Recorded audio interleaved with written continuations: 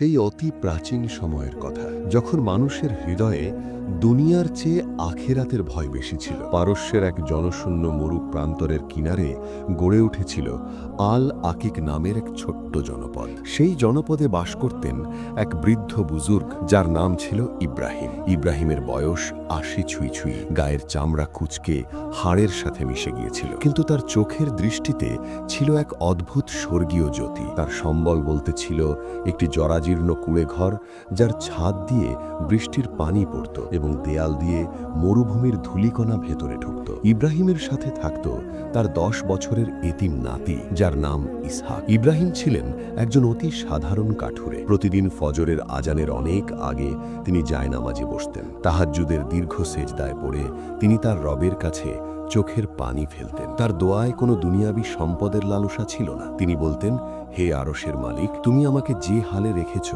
আমি তাতেই খুশি, শুধু আমার ঈমানটুকুকে তুমি জং ধরতে দিও না। সকাল হলে একটি ভোতা কুড়াল কাঁধে নিয়ে তিনি মাইলের পর মাইল হেঁটে পাহাড়ে যেতেন শুকনো কাঠ সংগ্রহ করতে। সারাদিন হাড় ভাঙা খাটুনির পর সন্ধে যখন সেই কাঠ বাজারে বিক্রি করতেন, তখন বড়জোর ২টি শুকনো রুটি আর সামান্য লবণ কেনার পয়সা জুটত। সেই রুটিটুকু তিনি নাতি ইসহাকের সাথে ভাগ করে খেতেন। অনেক রাতে এমনও হতো যে ইসহাককে খাইয়ে তিনি নিজে শুধু পানি খেয়ে শুয়ে পড়তেন। সেই আল আকিক জনপদের শাসনকর্তা ছিল জুলকার। জুলকার ছিল অত্যন্ত নিষ্ঠুর এবং অহংকারী। তার প্রাসাদের প্রাচীর ছিল আকাশচুম্বী, আর তার স্বর্ণালঙ্কারের জৌলসে মানুষের চোখ ধাঁধিয়ে নিত। কিন্তু জুলকারের মনে দয়া মায়ার লেশমাত্র ছিল না। সে নিজেকে এই জনপদের ভাগ্য বিধাতা মনে করত। জুলকারের এক বিচিত্র শখ ছিল, সে যেখানেই সুন্দর কোনো জমি বা বাগান দেখত সেটি জবরদস্তি করে নিজের নামে করে নিত। একদিন জুলকার তার বিশাল ঘোড়াসোয়ার বাহিনী নিয়ে শিকারে বের হয়েছিল। ফেরার পথে তার নজর পড়ল ইব্রাহিমের সেই নড়বড়ে কুঁড়েঘরের ওপর। আশ্চর্যের বিষয় হল, সেই কুঁড়েঘরের ঠিক পেছনেই ছিল একটি অতি প্রাচীন এবং ফলবান আঙুর বাগান, যা ইব্রাহিমের পূর্বপুরুষদের হাতে লাগানো। জুলকার ঘোড়া থামিয়ে তার উজিরকে বলল, এই জরাজীর্ণ কুঁড়েঘরটি এখানে কেন?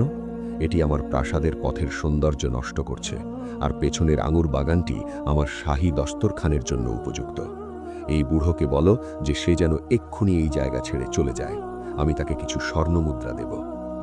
উজির ইব্রাহিমের কাছে গিয়ে রাজকীয় ফরমান শোনাল। ইব্রাহিম ধীর স্থিরভাবে কুঠির থেকে বেরিয়ে এলেন। তার পরনে তালি দেওয়া জুব্বা, কিন্তু তার ব্যক্তিত্বের সামনে উজিরকে খুব ছোট মনে হচ্ছিল। ইব্রাহিম শান্ত গলায় বললেন, হে আল্লাহর বান্দা, রাজাকে গিয়ে বলো এই কুঁড়েঘর আর এই বাগান আমার রিজিকের উসিলা নয়, বরং এটি আমার আমানত। আমি এটি বিক্রি করতে পারবো না। আর যেখানে ঈমান আর আল্লাহর উপর ভরসা থাকে, সেখানে স্বর্ণমুদ্রার কোনো মূল্য নেই। উজির ফিরে গিয়ে জুলকারকে সব জানালো। জুলকার রাগে কাঁপতে লাগল। সে তার তলোয়ার উঁচিয়ে চিৎকার করে বলল, একজন সামান্য কাঠুরে আমার হুকুম অমান্য করে? আগামীকাল সূর্যাস্তের আগে যদি সেই জায়গা খালি না করে, তবে তার ঘর মাটির সাথে মিশিয়ে দেওয়া হবে এবং তাকে কারারুদ্ধ করা হবে। পুরো জনপদে এই খবর ছড়িয়ে পড়ল। গ্রামের মানুষ ইব্রাহিমকে খুব ভালোবাসত। তারা ভয়ে ভয়ে ইব্রাহিমের কাছে এসে বলল, হে ইব্রাহিম, আপনি কেন এই জেদ করছেন? জুলকার অত্যন্ত জালেম শাসক। সে আপনার নাতি ইসহাককেও ছাড়বে না। দয়া করে জমিটি তাকে দিয়ে দিন। ইব্রাহিম মৃদু হেসে বললেন, ভাই সব, তোমরা কি জানো না যে গাছের একটি পাতাও আল্লাহর হুকুম ছাড়া নড়ে না? জুলকার যদি জমিনের মালিক হয়, তবে আমার আল্লাহ আসমান আর জমিনের মালিক।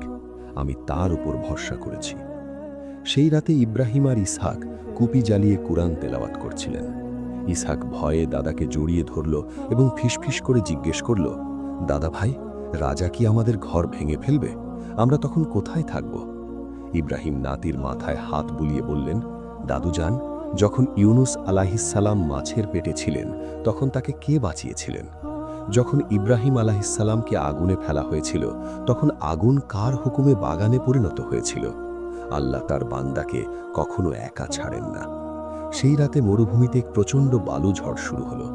বাতাসের গর্জনে মনে হচ্ছিল পাহাড়গুলো উপড়ে পড়বে। ইব্রাহিম জায়নামাজে দাঁড়িয়ে মোনাজাত করতে লাগলেন, ইয়া হাইয়ু ইয়া কাইয়ুম, তুমি ছাড়া আমাদের কোনো আশ্রয় নেই। মাজলুমের ডাক তুমি শোনো। পরের দিন সকালে যখন সূর্যালোক মরুভূমির বালুকে সোনালি করে তুলল, তখন দেখা গেল জুলকারের বিশাল বাহিনী আসছে। তাদের হাতে ঘর ভাঙার যন্ত্র আর চোখে ছিল নিষ্ঠুরতা। জুলকার নিজে একটি হাতিতে চড়ে আসছিল। তারা যখন ইব্রাহিমের ঘরের সীমানায় পৌঁছল, তখন এক অলৌকিক ঘটনা ঘটতে শুরু করল। হঠাৎ করে আকাশ থেকে পঙ্গুপালের এক বিশাল দল ধেয়ে এলো। হাজার হাজার পঙ্গুপাল জুলকারের সৈন্যদের ঘিরে ফেলল। তারা ঘোড়া আর হাতির চোখে মুখে হুল ফোটাতে লাগল। ঘোড়াগুলো পাগলের মতো ছুটাছুটি শুরু করল এবং অনেক সৈন্য হাতি থেকে পড়ে পদদলিত হল। জুলকার নিজেও নিয়ন্ত্রণ হারিয়ে মাটিতে পড়ে গেল। এক লহমে পুরো বাহিনী ছত্রভঙ্গ হয়ে গেল। আশ্চর্যের বিষয় হল, ইব্রাহিমের ঘরের ওপর বা সেই আঙুর বাগানে একটি পঙ্গপালও বসল না। জুলকার অপমানিত এবং ভীত হয়ে প্রাসাদে ফিরে গেল। কিন্তু তার জেদ কমল না। সে ভাবল এটি হয়তো প্রকৃতির কোনো কাকতালীয় ঘটনা। সে মনে মনে আরও বড় ষড়যন্ত্র করতে লাগল। সে ঘোষণা করল ইব্রাহিম একজন জাদুকর এবং সে জাদু দিয়ে সৈন্যদের তাড়িয়েছে। এই অভিযোগে সে ইব্রাহিমকে গ্রেপ্তার করার নির্দেশ দিল। কিন্তু এবার সে একা নয়, বরং শহরের প্রধান কাজী এবং ধর্ম ব্যবসায়ী কিছু লোককে সাথে নিল। তারা ইব্রাহিমের দরজায় গিয়ে দাঁড়ালো। কাজী বলল, ইব্রাহিম, তুমি জনপদে বিশৃঙ্খলা সৃষ্টি করছো। যদি তুমি আজ সূর্যাস্তের আগে আল্লাহর দোহাই ছেড়ে জুলকারের আনুগত্য স্বীকার না করো, তবে তোমাকে জনসম্মুখে শাস্তি দেওয়া হবে। ইব্রাহিম কেবল বললেন, আমি কেবল তারই আনুগত্য করি যিনি আমাকে সৃষ্টি করেছেন। তোমাদের এই মিথ্যে বিচার আমি মানি না। জুলকার এবার ইব্রাহিমকে বন্দী করে অন্ধকার কালকুঠরিতে নিক্ষেপ করল। 10 বছরের ছোট শিশু ইসহাক একা হয়ে পড়ল সেই ভাঙা ঘরে। ইব্রাহিমকে অন্ধকার কারাকক্ষে শিকল দিয়ে বেঁধে রাখা হলো। তাকে খাবার দেওয়া হতো না, কেবল সামান্য নোংরা পানি দেওয়া হতো। কিন্তু কারারক্ষীরা অবাক হয়ে দেখল ইব্রাহিমের মুখে কোনো কষ্টের চিহ্ন নেই। তিনি সারা রাত আল্লাহর জিকির করেন এবং দিনের বেলা রোজা রাখেন। একদিন এক কারারক্ষী কৌতূহলী হয়ে জিজ্ঞেস করল, বৃদ্ধ লোক, তুমি কি পাগল? রাজাকে সেজদা দিলেই তো তুমি মুক্তি পেতে পারো, কেন নিজেকে এভাবে কষ্ট দিচ্ছ? ইব্রাহিম উত্তর দিলেন, আসল বন্দী তো তোমরা, যারা নফসের গোলামি করছো। আমি তো এই অন্ধকারেও আমার রবের নূরের সন্ধান পেয়েছি। যে হৃদয় আল্লাহর জিকিরে মজে থাকে, তাকে লোহার শিকল দিয়ে আটকে রাখা যায় না। এদিকে ইসহাক প্রতিদিন দাদার জন্য কারাগারের দরজায় গিয়ে কাঁদত। সে ছোট হাতে বন থেকে ফল পেড়ে আনত দাদাকে খাওয়ানোর জন্য, কিন্তু প্রহরীরা তাকে তাড়িয়ে দিত। একদিন ইসহাক বনের এক নির্জন কোণে বসে কাঁদছিল। হঠাৎ এক রহস্যময় মুসাফির সেখানে হাজির হলেন। লোকটির পরনে ছিল ধবধবে সাদা পোশাক আর হাতে ছিল একটি কাঠের লাঠি। তিনি ইসহাকের কাছে এসে অত্যন্ত মায়া মাখানো কণ্ঠে বললেন, হে বৎস, তুমি কেন কাঁদছ? যার অভিভাবক আল্লাহ, তার তো চিন্তার কোনো কারণ নেই। ইসহাক তার দাদার সব কথা খুলে বলল। মুসাফির হাসলেন এবং ইসহাকের হাতে একটি ছোট্ট পাথর দিয়ে বললেন, এটি নিয়ে তোমার দাদার কাছে যাও। আল্লাহ চাইলে এই পাথরই মুক্তির উসিলা হবে। ইসহাক সেই পাথরটি নিয়ে কোনো মতে কারাগারের গড়াদের কাছে পৌঁছাল। সে যখন পাথরটি ইব্রাহিমের হাতে দিল, তখন ইব্রাহিম এক অদ্ভুত ঘ্রাণ পেলেন। তিনি বুঝলেন আল্লাহ তার রহমত পাঠিয়েছেন। সেই রাতে কারাগারে এক অভাবনীয় দৃশ্য দেখা গেল। ইব্রাহিম যখন সেই পাথরটি হাতে নিয়ে দোয়া করলেন, তখন কারাগারের সব শিকল মোমের মতো গলে পড়ে গেল। পাথরের দেয়ালগুলো এমনভাবে ফেটে গেল যে বাইরে বের হওয়ার পথ তৈরি হয়ে গেল। কিন্তু ইব্রাহিম পালালেন না।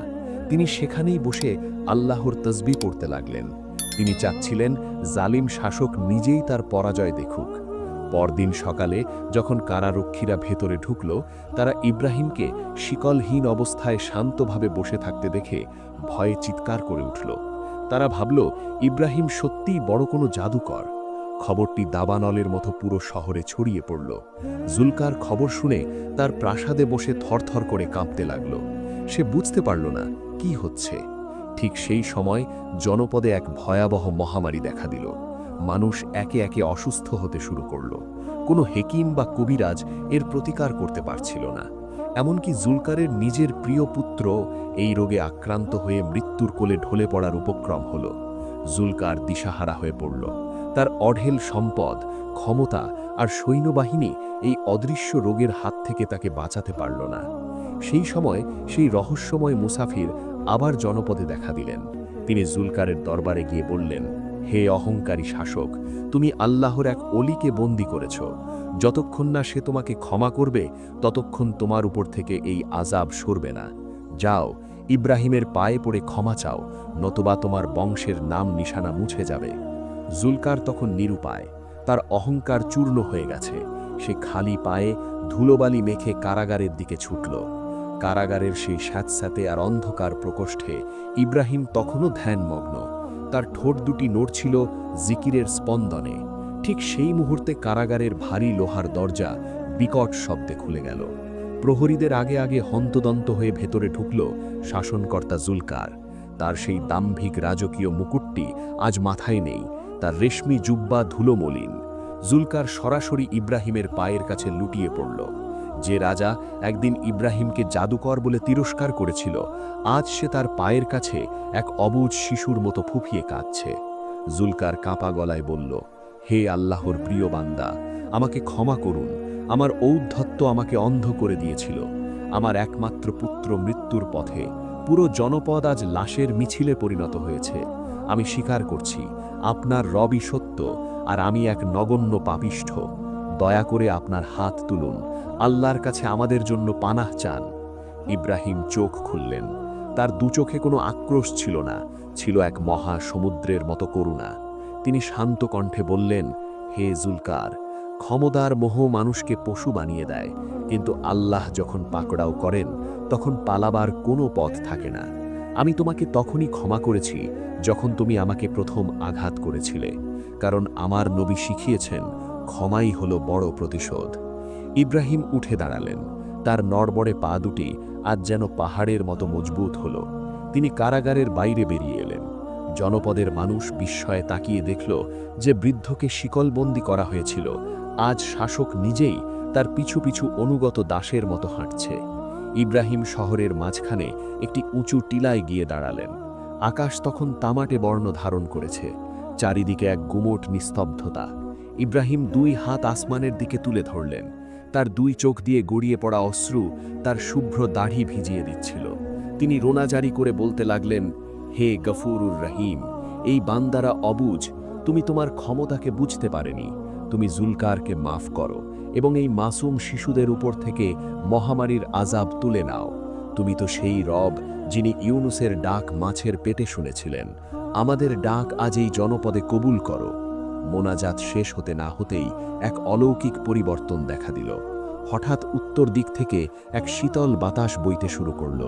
আকাশে মেঘ জমে উঠল এবং মুষলধারে বৃষ্টি নামল। এই বৃষ্টি যেন সাধারণ কোনো বৃষ্টি ছিল না, এটি ছিল রহমতের সুধা। বৃষ্টির পানি যাদের গায়ে স্পর্শ করল, তাদের শরীরের সেই মহামারীর ক্ষতগুলো মুহূর্তেই মিলিয়ে যেতে লাগল। যারা মৃত্যুশয্যায় ছিল তারা সুস্থ হয়ে উঠে বসল। এমনকি জুলকারের পুত্র চোখ মেলে তাকালো এবং পানি চাইল। পুরো জনপদে কান্নার বদলে আনন্দের হাহাকার পড়ে গেল। মানুষ বুঝতে পারল এটি কোনো জাদু নয়, বরং এক মুমিনের চোখের পানির শক্তি। জুলকার এই দৃশ্য দেখে ইব্রাহিমের হাতের ওপর হাত রেখে বায়াত গ্রহণ করল। সে ঘোষণা করল, আজ থেকে আমি আর এই জনপদের মাবুদ নই, বরং আল্লাহর এক নগণ্য গোলাম। আমার রাজকোষের অর্ধেক আজ থেকে নিঃস্বদের জন্য খুলে দেওয়া হল। কিন্তু ইব্রাহিম সেই সম্পদের দিকে ফিরেও তাকালেন না। তিনি তার নাতি ইসহাককে বুকে জড়িয়ে ধরে নিজের সেই ভাঙা কুঁড়ে ঘরে ফিরে গেলেন। ইসহাক দাদাকে জিজ্ঞেস করল, দাদা ভাই, রাজা তো এখন আপনার বন্ধু, তবে আমরা কেন এই জরাজীর্ণ ঘরেই থাকব? ইব্রাহিম মৃদু হেসে বললেন, দাদুজান, এই ঘরটি আমাদের মনে করিয়ে দেয় যে আমরা দুনিয়াতে মুসাফির। মাকির ঘরে থাকলে মানুষের মনে বিনয় থাকে, আর স্বর্ণের মহলে থাকলে শয়তান বাসা বাঁধে। কয়েক মাস অতিবাহিত হল। জুলকার এখন ন্যায়পরায়ণ শাসক হিসাবে পরিচিত। ইব্রাহিমের সেই পুরনো আঙুর বাগানটি এখন এক আধ্যাত্মিক কেন্দ্রে পরিণত হয়েছে। ইব্রাহিম প্রতিদিন আসরের নামাজের পর সেই বাগানের একটি বিশাল জয়তুন গাছের নিচে বসতেন। দূর দূরান্ত থেকে মানুষ আসত তার নসিহত শুনতে। তিনি তাদের বলতেন, হে মানুষেরা, তোমরা মৃত্যুকে ভুলে যেও না। যার হাতে তোমাদের প্রাণ, তার কাছে ফিরে যাওয়ার প্রস্তুতি নাও। দুনিয়ার আরাম যেন তোমাদের আসল গন্তব্য থেকে বিচ্যুত না করে।